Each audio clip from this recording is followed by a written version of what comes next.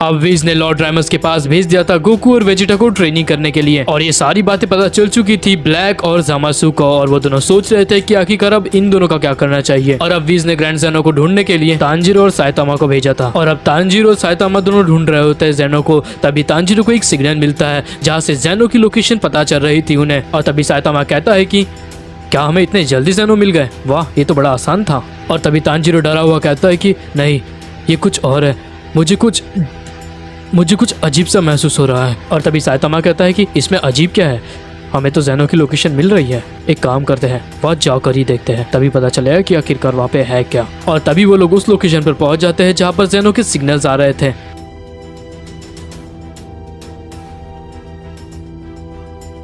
और तभी तांजीरो एक तरफ देखकर कहता है कि वो देखो वो रहे ज़ेनो वहाँ पर सोए हुए हैं। लेकिन जैसे ही ये लोग जगाने के लिए जाते हैं ज़ेनो को, वो देखते हैं कि वहाँ पर एक ग्रीन कलर का डायमंड है जो कि बहुत तेजी से चमक रहा होता है, और उसके ही बगल में बैठा होता है जामासु, जो कहता है बड़ी देर कर दी तुमने यहाँ आने में। और तभी इसी सीन के बाद हम देखते हैं बीरस और आरडी को जो कि आपस में बात कर रहे होते हैं। तभी आरडी कहता है कि क्या मेरा ओमनी एक्स जो वेरिएंट है वो सच में इतना पावरफुल है कि वो ब्लैक को हरा सकता है। और तभी बीरस कहता है कि तुम खुद क्यों नहीं ट्राई करते, तुम खुद उसे इस्तेमाल करके देखो, अगर वो वेरिएंट ताकतवर हुआ तो ब्लैक को ख़त्म कर देना।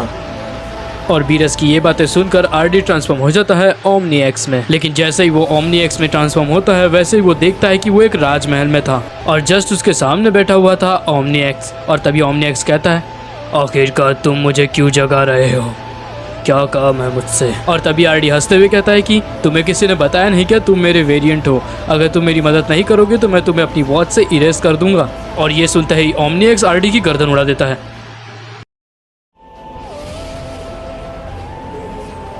और आरडी वहीं पर मारा जाता है। और तभी ओमनी एक्स कहता है कि ठीक से बोलना नहीं सीखा और बाप से जुबान लड़ा रहा है।